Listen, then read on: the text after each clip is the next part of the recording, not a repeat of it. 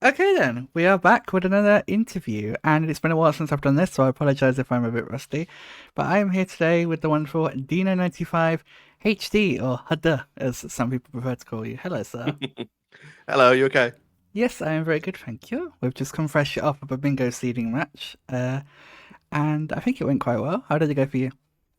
Not bad. 33, so I'll take it. Nice, and I got 40, I got 47, I think it was. So, Nice. better than my 1 hour and 4 minutes from last night, but we won't talk about that. Anyway, so we're here to talk to Dino today, primarily about events and about tournaments and stuff, because you've been doing quite a lot of event stuff in the community in this past year. So we're going to talk to you a little bit about that. So my first question is, we're looking at what, which is probably late 2022. How did you end up becoming the lead of Potathon? Uh, so Mylin had just left the community, and Potathon was in a massive state of limbo. So no one really knew what was going to happen with it. So there was actually fear that it might just die. It might not happen. And I was in a VC with Flo, who mentioned that would I want to take over Potathon and try and bring it back? And I said yes, and it grew from there really. So I got help from Matthew at the start. So it was me, Matthew, and Finn. I spoke to a bit as well, and I put out a application form for new organisers, people to join the team. We got some new people, and then we started preparations for the next event, which I would believe was the Honda Vector Relay Race. Yep, it was indeed. And it kind of leads into my next question, I guess. Talk to us a little bit about that first year and that journey from building that team to the first part of one event you guys did. Because you guys did, I say you guys, I was partly involved with this, but you guys did quite a few events before the main big part of one. It was Yeah, quite the journey. yeah. So we started off with the Honda Vector Relay. So there was a lot of interesting people in for people to do PC Honda Vector, two teams. We had a bit of issues with it because there was a I know HP1, there was something that happened that caused like a massive difference. So team one was like 45 minutes ahead or something ridiculous like that in the second day. So we had to make a decision to lower that a little bit because of how unfair it was. So I believe we cut it down to like 20 minutes or something like that. But that was really good. It was a good test. So we kind of had an idea of who could do what. So who was doing tech, who was doing any kind of organizer hosting kind of roles. There wasn't really any hosting in it, but because you get what I mean. Um, and then from that, we started thinking about another event that we could do alongside the main Potathon event. And there was a lot of interest, and a lot of people had said, we'd love to see an event where HP runners can show off other games. And we thought this is a perfect time to really test us. So we actually start to test new layouts, which were made by Rain at the time, which was absolutely great. Um, and also then how we would function an actual event. So working out tech, working out hosting, everything like that. And it led to the name, which ended up becoming Potagon, which I think has proven to be probably the biggest success we've had in since we made the new team, I would say. I don't actually remember how much we raised in the Potathon 9. Don't suppose you have the figure. 2,170, I think. I'll Yeah, Google that while you keep talking. yeah. So it was definitely a lot more than we expected. So even though we'd done Pot of God and we had like a massive round of success, I was still very nervous going into Potathon because it was very much a case of, okay, last year's didn't go well because of reasons. Um, and there was a very big concern of, oh God, how are people going to react to this? So how is Potathon going to go? Are we going to get the submissions? Are we going to get the volunteers? And um, volunteers wise, we were we were okay. We weren't quite at the level that I would have wanted to be, if I'm honest. So we were a bit short on people, particularly for the evenings for Europeans. I think me and you discovered that quite strongly. So I think we both pulled like a 12-hour shift, like overnight. And then I did 2 runs in the morning as well, which was very, very tough. But overall, to raise over 2,000 on an event where we generally thought, will we even reach 500, was like insane. So I was super, super happy with the way it went. And then obviously it built from there. Yeah, like you said, like we were a bit anxious the night before. We were like, we'll have like these incentives, but we won't announce them. We'll sort of keep the amounts under wraps, and then if we need to tweet them, then we can tweet them, so to speak. But yeah, I've just checked. It was $2,170, and then Nice. Polygon, which has been Polygon 2024, which was our most successful event of this new era, with Yes. 2,370, which is insane. Okay, so uh, next question from me: what is your proudest achievement as a pot of fun organizer? Hitting 10K for Trevor Project. Yeah, I think that's got to be it. I like given. I won't dwell on this too much because I know it's a very touchy subject for a lot of people. Given the stigma around our community and around the games that we run, the fact that we've stood up against it and we've said, look, this is what we represent, this is what we do, uh, I think is a really proud moment. I do hope that other marathons external will see that more from us and, cooperate with us a bit more. Because then we can just say, look, we stand against it. We have raised a lot of money to fight that's to fight that stigma. And yeah, we've put ourselves into a positive light. I don't think we could do much more than we already are, to be honest. I guess this is sort of hand in hand, but a slightly different question. What is the biggest reflection you have from your time as lead organizer of pot of fun?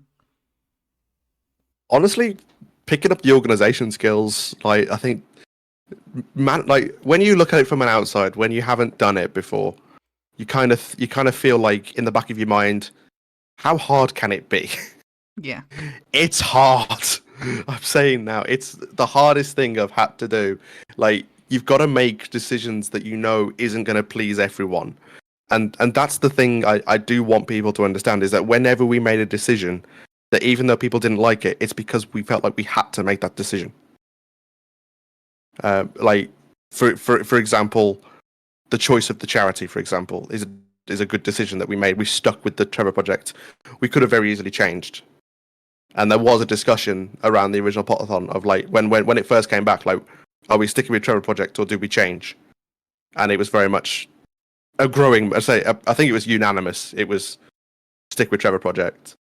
But then also like picking the runs. Like honestly, making a schedule for a marathon is so difficult because there are so many runs that we want to see, but it's just not possible yeah, because there's availability you've got to keep an eye of. There's the interest in the run. Like, okay, we've got a 5-hour run here. It's a really, really good run, but we also have 4 runs that we could put in its place. It's like, do you want a 5-hour run or do you want variety? And you have to think about the fact that the main goal for the marathon for Potathon isn't showcasing the runs. It's raising money. That's the main reason. And I think we saw that a little bit with the most recent Potathon. That yes, we had some good runs and we had cool races, but maybe there's little snippets we could say, but it didn't raise money. Like we didn't get donations during that, and it's like I don't want to say that's the only thing we think about. Obviously, we do want people to showcase their runs because it's a marathon, but you have to look at the money side of things. That's the reason we're there. yeah. I think that's fair. I think also from my side, is something I've dealt with when I'm sort of managing Polygon this year. Is you're dealing with like upwards of 30 people and trying to wait for like 30 plus people to respond to messages, and some Yeah, people will reply instantly or within a couple of minutes. Some people will take days, and obviously that's fine because it's because people are you busy. know and this isn't like, it's not like working in a company because you're getting paid to answer messages there, whereas here it's a hobby, it's a side thing. But it does mean that when we're trying to organize stuff and we're waiting on that one message to say yes or no to something, or like if it's an incentive idea that someone's had on the organization team and we just want to run it by the runner because obviously it's to do with their run, and we're waiting on that message. Or like a good example, I think, would be when we were making the schedule this year. Um, we had the idea about Weezer's run, about turning it into like the sort of compacted run. So we messaged him while we Yeah, were making the schedule. Thankfully, he replied like pretty much immediately. So we were able to just put it in, and it all worked out fine. But sometimes people are busy, and obviously that's fine. But it just makes our life a bit harder when you're trying to communicate with 30 plus people. yeah. I think what it's definitely taught me now is sort of like a case of don't criticize people for trying to organize an event when you haven't done it yourself. Because I think anyone who's run a tournament, anyone who's run an event knows how stressful it can get. So, Absolutely. like, context is important and perspective is very important. Okay, so speaking of more work, why did you choose to step down as lead organizer? Okay, very good question. And I will relay people to the outro of Potathon 10, so they can hear my speech at the end. But to summarize, things in my personal life have taken over a little bit, so my work is a little bit stressful at the moment, and I do get home feeling exhausted. Like the last few days, I've wanted to stream, I just haven't had the energy because I've been too tired from work. And also in the last like few months, ever since I went to ESA, um, the numbers on my channel have really improved, and I've been having a steady growth, which I want to try and keep up. And focusing on that plus my own personal life was sort of like, okay, I now don't have as much time to focus on Potathon, and I need to give Potathon the respect that it deserves, and it needs a team that's going to focus on it more than what I can. So I made a difficult decision to say I need to step away so it can be run properly, and that was it. So it wasn't because I was bored of it. It wasn't because there's problems or anything like that. It was literally because I felt now was the right time, and that I was leaving it in a very good place. Yeah, I think you make a good point of part fun being this thing that you respect the gravitas, I guess, of it. It's a thing that's nearly 10 years old. It's raised over $10,000 for the Trevor Project alone, nearly 15,000 for causes across the board. Yeah, Like you want to be able to give not just to the event but to the community, I guess, that respect of being able to commit time. You don't want to have a half-assed event because you yeah, weren't able to commit as much as you wanted to. And I that's think the thing. Yeah, so like, um, sorry to cut you off there, but really fun. that's the thing. Yeah, the question that I asked myself was, can I give 100% to this? And the answer was no, because of other things. So from that, my answer was like, okay, I can't commit 100%. I need to step down. Let someone else take it over. That someone was you. So Yes, I am. I have been very much interested, and it is an honor, like, to be interested with such an important, what feels like such an important role within the community. Like, we are, as Dean said, quite responsible in terms of portraying the community to external people. Showing how raising money for good causes, making the tough decisions. It's been eventful already. We've had our interview with the Trevor Project, which you will have also seen on this channel because it was a joint collaboration, which the Wonderful Packs did. But, we've got a whole bunch of cool stuff coming up next year, and I, for one, can't wait. And one way or another, you're still going to be around. You're going to be doing some hosting and some tech for us, aren't you? If you're of course I available am. those weekends. So, yeah, we're not going to get rid Yep. of Dino that easily. But No.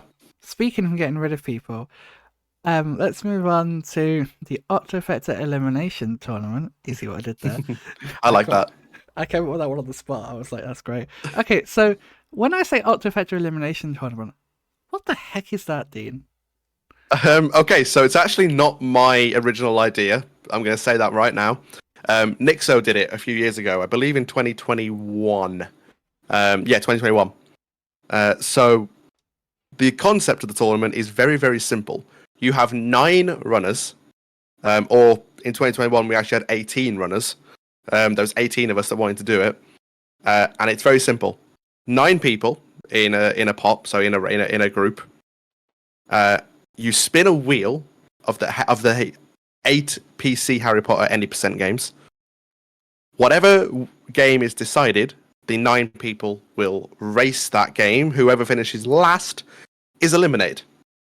And then you spin the wheel again, and then the eight runners will then race that game, and so on and so forth until you end up with one person remaining who is crowned the Octafecta elimination champion. Indeed, it's a, a very exciting way to run through the games. And yeah, okay, so I guess my next question, what made you want to redo it? So I took part in it in 2021. I was in pot 2, so I was in the second group of seeding. The way seeding works is based on your PBs. So if you write out everyone's PB, you then put them in order. First place gets like 20 points, and then you work your way down till you get to the person in 16th, and then you give them like 1 point. You tally up all the points, and then you put out a table. The top 9 go into pot 1, bottom 9 go into pot 2, and then that's how you split the groups. It was so much fun, and I thought it was way overdue to do another one. Like, it'd been nearly 3 years since we'd done it, and I was like, okay, I have to do it because no one else is going to do it. So I took it over.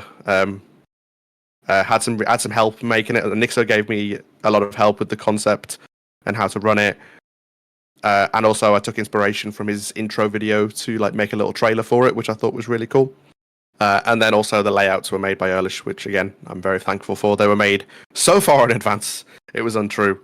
But yeah, managing that event was so much fun. Trying to find a date for it was absolute nightmare. Yep, I'm gonna say. Like, yeah, I kept pushing it back, and I had to keep telling Mining like the dates that I was gonna push it back to. I was like, you're getting very close to the bingo tournament. It was And the Potathon, HB3 I think, tournament. is what we were worried about. It was like Oh yeah, Potathon Potathon, 9, yeah. 10 even that we were worried Yeah. about. Yeah, I think the tournament happened. I think the elimination tournament happened the week before Potathon, didn't it? I don't think it was that close, but it was pretty close. Like, we were cutting it very fine because people's availability. It's ever again the problem with an event is that trying to find time when everyone is available. So okay, so it happened the final weekend of August, and Pot Fun was 3 weeks later. Okay, yeah. So yeah, but yeah, like you say, it was a bit of a nightmare trying to find a good date, but we found one. I say we, you. I feel like there's this conception lately that I'm quite involved in a lot of things. I am, but I'm not. Like, this is Dino's tournament. I block the date out on the calendar that we've got, and I help out with moderation stuff where I can. But this is very much Dino's tournament.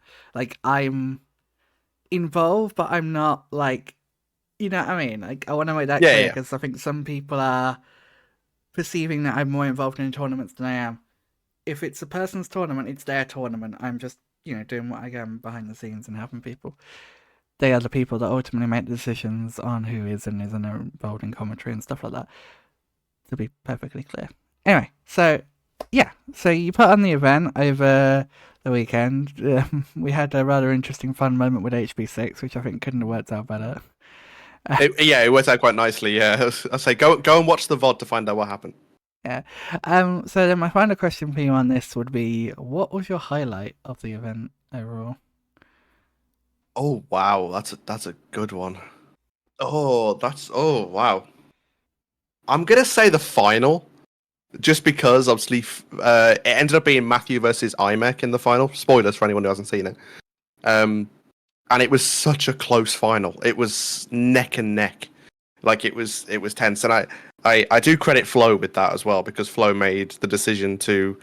I can't remember exactly what happened in the round before, but something happened where like Flo was behind, legitimately, and so we decided to give the final to Matthew and IMEC, because he'd overtook. I can't remember exactly what happened, but it was a good decision, I think. Was that some part one and the whole reactor BS that Matthew had? Oh yeah, Matthew had the glitch. Yep, that was it. So Flo waited, and then yeah. Without saying too much, Flo was returning a favor, but from who? You'll have to go watch the VODs to find out. But Yes. yeah, it was a really good event. You can go check out the VODs on Dino's YouTube channel. They are really fun to watch, and they're quite good, like stuff to sort of put on in the background. Like obviously pay attention and watch, but you know if you're just working on something, maybe grinding some runs, you could put them on the other monitor if you're lucky to have two monitors, because I know not everyone does, and to me that's mind-boggling how I got, like I've got three monitors, and when I So, go down to one on my laptop when I take it somewhere, I can't cope. I'm like, I need my space. Where's it gone? Okay. Um. So moving on to events in general, you've been flying your nest quite a lot these past couple of months. Since COVID kind of came to an end, and you've been visiting a lot of in-person events. So the first question yes. I have is, what events have you run at in the past? So I've attended ESA Winter back in February this year. That was my first ever in-person event. First time traveling abroad by myself as well, which was quite an experience as well. Oh dang! Yeah, so that was really fun. Met some really cool people. So I branched out. There's so many cool people that go to ESA. It's unreal. Realized how much bigger the event actually is. Like obviously, when you watch it online, you kind of see the stream, but you don't actually see what happens like at the event. It's a lot more than just the stream. There is an arcade. There's ice cream all day, which is absolutely fantastic. I love that. But there's also like 5 different rooms full of computers, and people bring consoles, and it's set up as a gaming area, so everyone just chills and plays games. There's board games.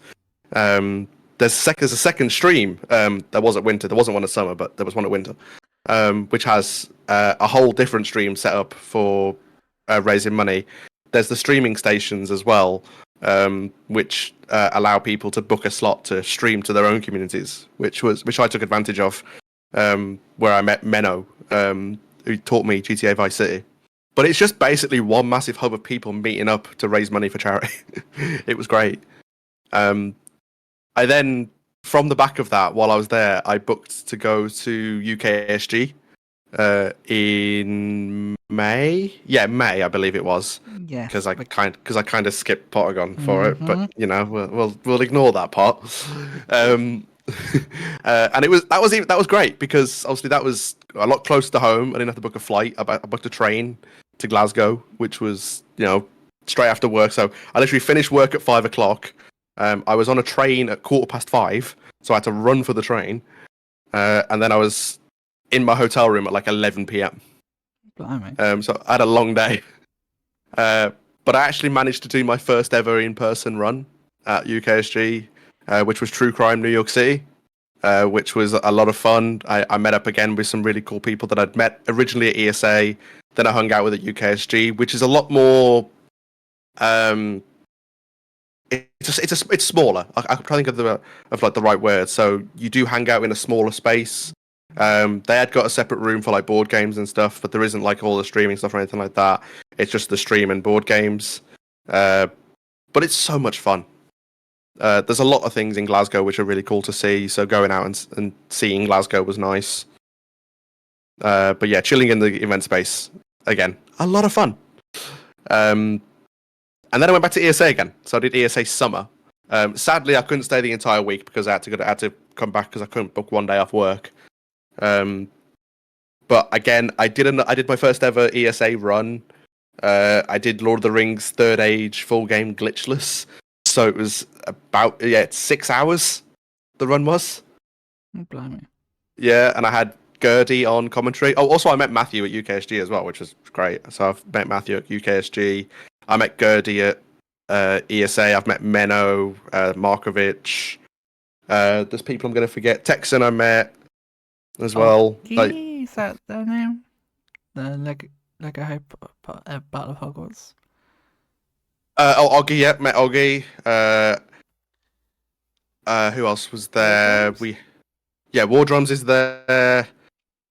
there's so many people. I honestly, I could sit here all day and name people that I've met at events. Like the GTA community's all the way over there. Like I met people from there. I've become good friends with a few of them as well, which is great. Nice. So yeah, it's like honestly, for anyone who's thinking about going to an in-person marathon, do it. I'm saying right now, do it. Like it is so much fun. I'm already booked to travel to UKSG again in January, so that's going to be good. Oh, that's nice. Um, it kind of answered this, but I'll ask it anyway. What is so special about in-person events for you? The people, like just being able to chill with people that you would never think that you're going to actually speak to, if that makes sense. Like there's people that I've watched on Twitch, um, and they are really big streamers. Like these people are they're Twitch partners. They earn their living by doing Twitch, and you you kind of know that feeling. Like when you see like famous YouTubers, famous streamers, you kind of think, what would I do if I met them? Yeah. And this is a space where you kind of realize that these people are really down to earth. Like I don't know what it is, like that illusion of online personalities of like these people are going to be, oh, they're going to be arrogant, they're going to be like, no, I don't want to speak to them. No, it's the exact opposite. These people are so nice. There's so many cool people, and yeah, just getting to hang out. Like we traveled, like I think ESA in the summer, we did a lot of cool things. So we went play mini golf one night. We went to the Disgusting Food Museum in Malmo, Hmm. which was really really cool.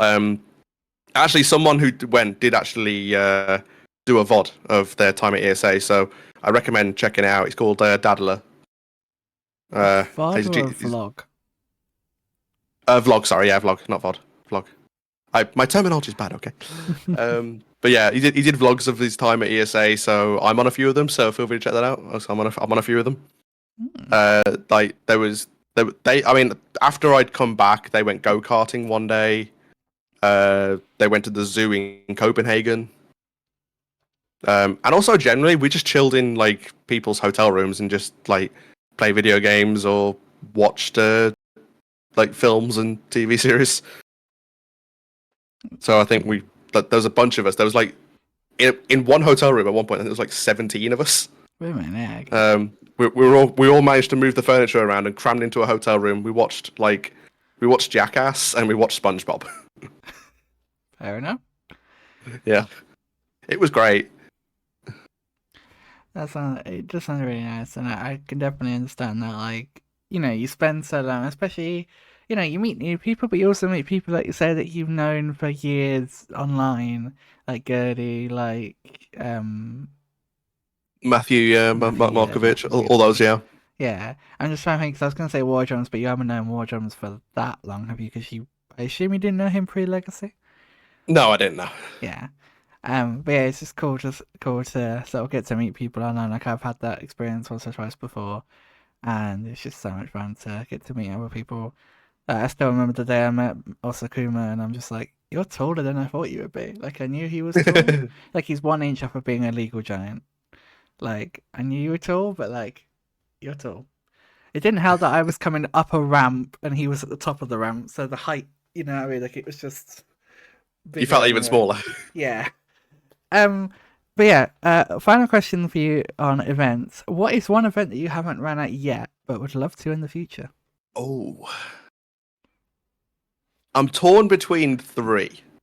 I'm not gonna lie. Go on. Uh, I'll name them all because they're all good. I would love to run at BSG. So that's over in Holland. So I'd love to go there. I am technically running not at an NSG, which is the Norwegian Speedrunners Gathering, but I am actually taking part in their section of the Marathon Alliance in November. So actually, in like 2 weeks from when we're doing this, because I'm running HP4 for them. Oh yeah. Yeah, so basically what they've done is, I'll explain what they've done. They've come together with like 6 different marathons. So there's the Nitro Speedrun, so that's the French one, I believe. There's the German Speedrunners, there's Bingothon.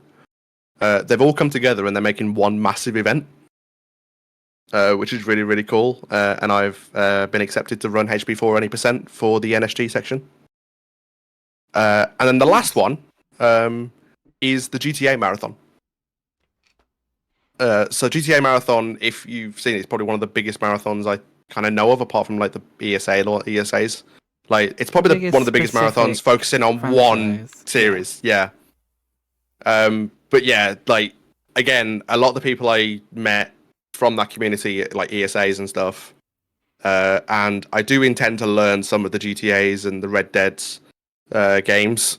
So I'll hopefully be trying to run one of their events at some point in the future. Yeah, it's kind of funny because I'm looking at like on my screen at the moment. I've got like our Discord up, and the last thing I sent to you was that VOD from GTA Marathon from 2014. Yeah, I say because we were looking at like layouts and stuff, weren't we? And we are like, this layout looks cool. Like I've seen the GTA San Andreas any percent community race, which I'm not joking is like over 200 people Yeah, it's very streaming big. it, and they're all on one layout. Well, they're not all, but like there's like 17, 18 people on one layout at certain points. It's crazy, but it's so much fun to watch. It sounds really fun to watch. I definitely have to have a look next time that's on. But yeah, there's just some interesting marathons, and I like the fact you've got like some. It's interesting as well because, like you said, there's the big general marathons like the Norwegian one, the USA, of course, BSG, which we are somewhat friendly with because one of the part fun organizers is also a BSG organizer, um, and GDQ, which Yeah, yeah. is Also, I will say the that biggest, the GDQ is biggest. definitely like GDQ is massive, and I would love to go to GDQ. Like just to travel to the States for a start. Like True, yeah. obviously ignoring the obvious with them, The but it's obvious like issue. yeah, and it's like I don't see it as an issue. That's the thing. Like I respect that they have to make a decision to protect themselves, which is absolutely fair.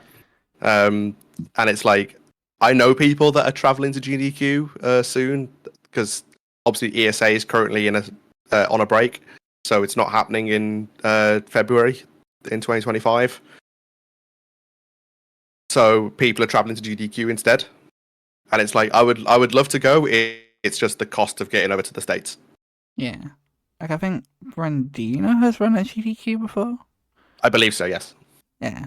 Not Harry Potter, obviously. He's run something else, but that is, I think, like you are branching out more and more into non-Harry Potter stuff, which I think, like you say, sadly gives you a better advantage of getting in some of these events because a lot of these events are question marks over Harry Potter, but we can't, like you say, exactly blame them. We understand, and I'm fairly confident in saying that none of these events are looking, or most aren't looking at the community and thinking, oh, the community's bad. They're just not happy with associating Yeah. with the IP. I can say for certainty that every marathon that decides to not accept Harry Potter runs, they are not doing it because of us.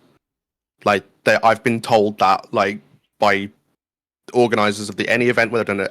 I've contacted the organizers on every event that I know of, and they've all said the same thing. Um, it's just about the stigma of how chat becomes sometimes, and Interesting. how difficult it is to like to watch and to moderate it. And it's like there are other reasons as well, but like that's their main one is that they just don't like chat can become really toxic and things like that. And it's like, you know what? I get it. Like you don't want to have to deal with it. Obviously, our opinion is going to be different because we do deal with it on like Potathon and stuff. Yeah. But yeah, it's one of those. It's like I respect it, and hopefully at some point in the future it does improve. But our community like isn't seen in a bad light just because we like Harry Potter games. Yeah. Like I can guarantee that now. That's good. Okay, moving on to some general questions to round this off. With the exception of what I think would be the obvious answer to this question, your full series, what is your proudest achievement in the HPSR community? Um, Getting sub one in HP4 any percent. Oh, that's a good one. Am I being arrested for that? Is that what's happening right I'm now? really hoping that we got picked up on the mic, otherwise I might just have to add in some sirens in post. But yeah, that's a. I wouldn't have Yeah, thought of that, because, yeah. yeah, You can re-ask the question if you want to. nah, it's fine. But yeah, like, because, yeah, I think we were saying, weren't we, during, I think it was during the October Knockout Tournament, that HP4, I feel like it's fair to say, is your strongest mainline Octo game. Yeah, 100%. Yeah, So so yeah. yeah, I think Trifecta are like obviously really fun games. Everyone loves to do those, and I wanted to do another game, and I slowly started to realize that HP4 was the game that, you know what, I could actually get pretty good at this. And once tricks started to be found, which made sub one, doable, I kind of found, okay, that's what I need to do. Yeah. And yeah, I was the third person to ever do a sub one, and now I've got 58. So yeah, you were third in the tourney, I remember. And I think you could have gone third if it wasn't just for the fact that we were all just very tired that day. yeah, that was the thing. Yeah, and obviously then also I pulled off a 4 minute PB in HP4 at Potathon as well Oh in yeah, Honda. yes you did. I forgot about that. Yeah, even though you literally mentioned that yesterday, my brain is a sieve. But yeah, that's really interesting. I wasn't expect. I mean, I don't know what I was expecting you to sound like. I was expecting full series, which is why I put the caveat on it. But that's okay. I didn't expect that. Like I said, I don't know what I expected you to say, but that was not one of the things that I could. Okay, yeah, sorry, you've like low key. I don't know why you've low key like just baffled me with that answer. I don't know why. All right. I, I I think the reason why is because obviously at the moment my main thing is going through my goals spreadsheet, which you helped create by the way, so thank you very much. But You're welcome. going through that goals spreadsheet, the one thing that I kind of realized was the first one I ever hit was HP4 80%. Ah. Like that was the game where I first like thought of a goal. To be honest, like I've never had a goal really for like categories. It's always been like, okay, let's see if I can just get good. But HP4 was the first time I said, you know what, I really want a sub one, and so that kind of spawned the idea of the goals time for every category, and that's how I end up with how my content structured now. Fair enough. All right. So this next question might not be a very good question given what you just said. What is your speedrun target for the end of the year? Off the end of this year, just keep grinding away at the goals. To be honest, and bring them as low as possible. Try and achieve as many as I can before the end of the year because at the moment I'm in 2 PC glitchless, which I think is going to take me a bit more work. But then hopefully I can start getting some of them out of the way, providing handheld doesn't come up because that'll be painful. Yeah, handheld can be unless it's 2 GPC glitchless. Um, that was it, wasn't it? Yeah, Yeah. yeah. One run and I got my goal time. Nice. I beat Nick so great labouring him in the process. Yeah, I mean, Great Labour would need a lot of work with that because it needs like 7 more people to run the game to knock him out of top 10. Well, you've proven it's easy enough to do. Get on it, great labour. Yep, just watch the world record run and just copy it. That's basically what I did. So then the final question, which you brought on yourself, because we were talking about these questions earlier, and Dean made a joke, like, are you going to ask me this? And I was like, I wasn't going to, but now you've said it, I will. When is the next full series run? I'm hoping for late spring, early summer next year. Alright, put those dates in your diaries, guys. Late spring, early summer. Well, he's committed to it now. He's committed to it live on an interview. So if he doesn't do it by the time midsummer rolls around, then we kill him. I mean, what? Wait, what? No. A lot of it depends on like what holiday dates I get off work because obviously I need the time off to be able to do it. Yeah, time to do it and also time to recover as well. Exactly. So basically, my plan is to use the time that I would normally go to an event. So like probably the week I would have gone to like ESA in the summer will probably be doing full series instead. Fair enough. Yeah, but I need to just check what dates I've got for off work because I've had to submit like all my dates for what dates I want off, and then if they get approved, then I'll have a date in mind. Yeah, fair enough. So yeah, we're going to see you improving that HP1 Xbox time soon then, hopefully. God, yeah, that shouldn't be hard. I could do that blindfolded. I'm pretty sure at this point. Yeah, that run was atrocious, but not because of things you did, because the console decided to crash. Yep. Great job. Just a friendly reminder to anyone doing a long run. Save your game. I learned this the hard way during Pot 7 Part 2. I did not save, and I regretted it. If you do marathons or big events, unless you're really confident of, game not crashing or world record pace, save your game, people. Hmm. But yeah, for now though, that is going to be it for my questions. Speaking of saving your game, make sure to subscribe and save this podcast on Spotify if you listen to us on Spotify. I don't know why I said that. I just thought that would be a great link. It was alright. It wasn't great. But thank you very much, Dino, for taking the time to talk to us. I know you have a very busy schedule, so I do appreciate you taking time out of your day to talk to us. And yeah, do you have any final things you want to say? Uh, Thank you for having me.